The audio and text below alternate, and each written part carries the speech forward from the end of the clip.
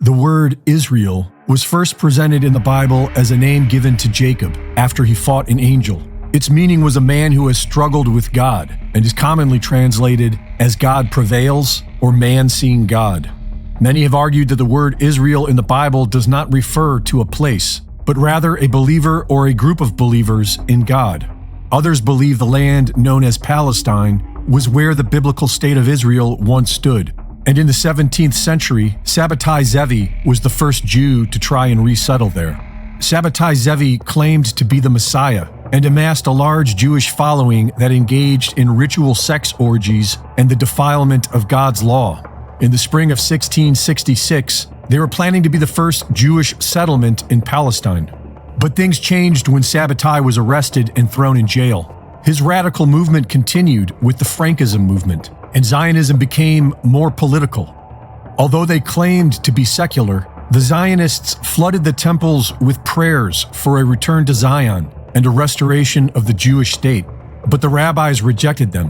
In 1885, the rabbis wrote that we consider ourselves no longer a nation, but a religious community, and we therefore expect neither a return to Palestine nor a sacrificial worship under the sons of Aaron, nor the restoration of any of the laws.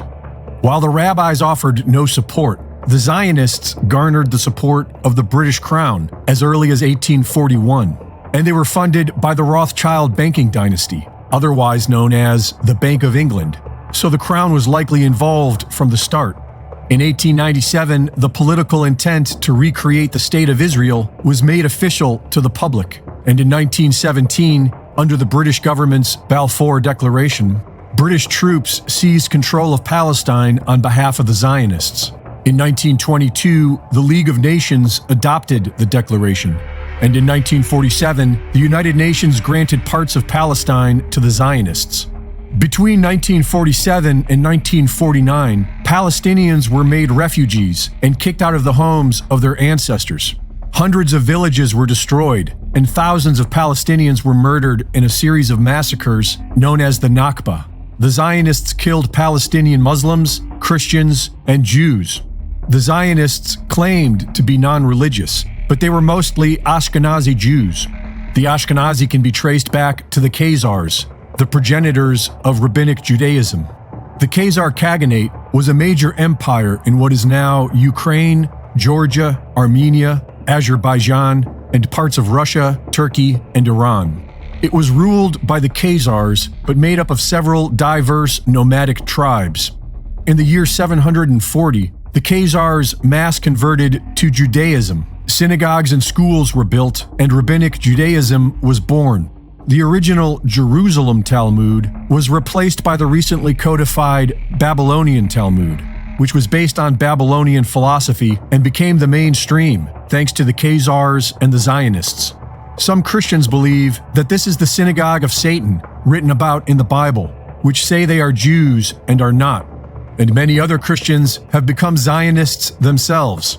The Zionists have tremendous support from American megachurches and Christian evangelicals, many of whom believe that as the world becomes a fiery hell, they will be saved and brought to an eternal paradise.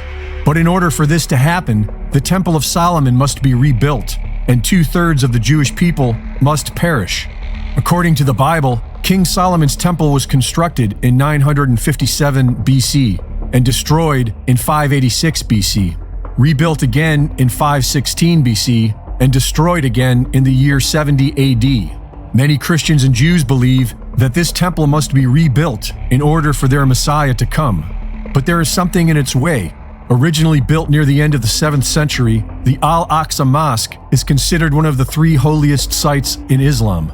Islam teaches that this is where the Prophet Muhammad ascended to heaven. The Temple Mount has been occupied by Israel ever since the Six-Day War of 1967, and now it looks like they are ready to complete their mission. This is the holy war that sane people have feared and zealots have prayed for. They want you to pick a side and kill each other, but we can always choose peace and learn to love our neighbors. Reporting for InfoWars, this is Greg Reese. Get your Trump revenge shirt today? You know you want one. Visit runnerranch.com. Go now.